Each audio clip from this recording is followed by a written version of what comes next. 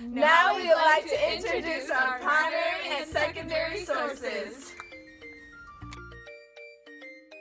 My name is Carly Simpson, and I have a 12-year-old who's in 6th grade. I have a 7-year-old who's in 1st grade, and a 5-year-old who is in the transitional kindergarten. My name is Dr. Alicia Odipo. My position is Assistant Superintendent of Instructional Services.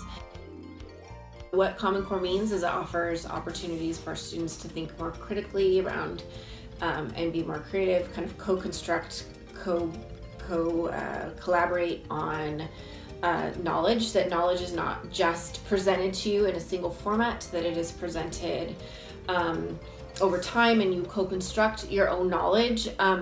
It's done in a way that's really respectful around community and has really high attention to rigor.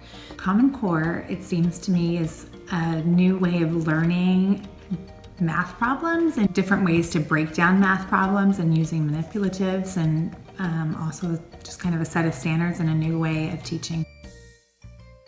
One that a student might notice would be that in math, I'm expected to build conceptual understanding before I learn procedural understanding. So as a teacher, I shift my instruction to building concept before I learn a procedure.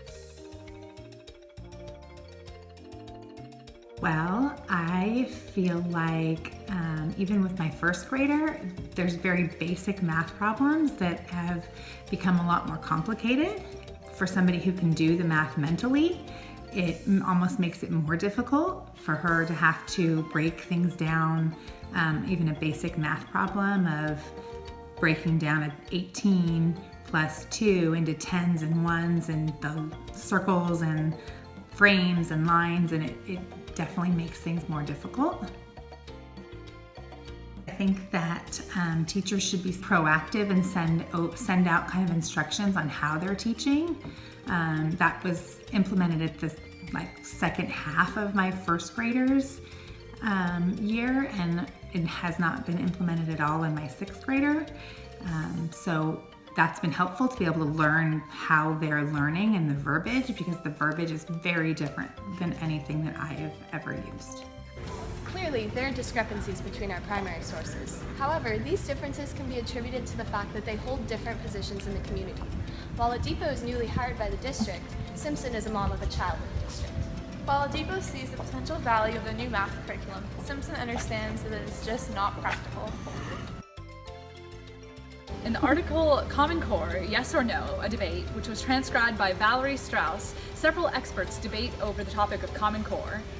Within this article, teacher Carol Burris states that half of her 9th graders refused to take the Common Core test when they were in the 8th grade. People agree that testing standards should not be generalized for all grade levels across the country. 500 early childhood experts agree that Common Core standards are developmentally inappropriate for young children. Another secondary source is Common Core Costs Billions and Hurts Students, which was written by Diane Ravitch from the New York Times. She was the Secretary of Education during the Bush presidency, so we believe that her point of view is credible.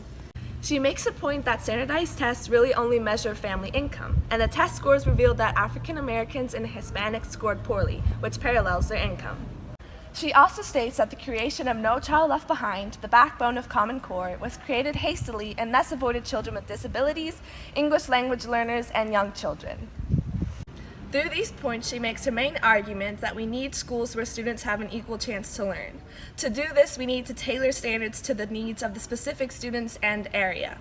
We agree with this argument, and it ties back to the complicated math problems that Carly Simpson and Anna talked about earlier. Thanks for watching our primary and secondary sources. Now let's connect it to Gov and Econ, kiddos! In microeconomics, the concept of a deadweight loss, represented in blue, is the loss of economic efficiency when equilibrium for a good or service can't be reached or isn't reached. Later in our presentation, Carmen will explain how this connects to our concept of Common Core.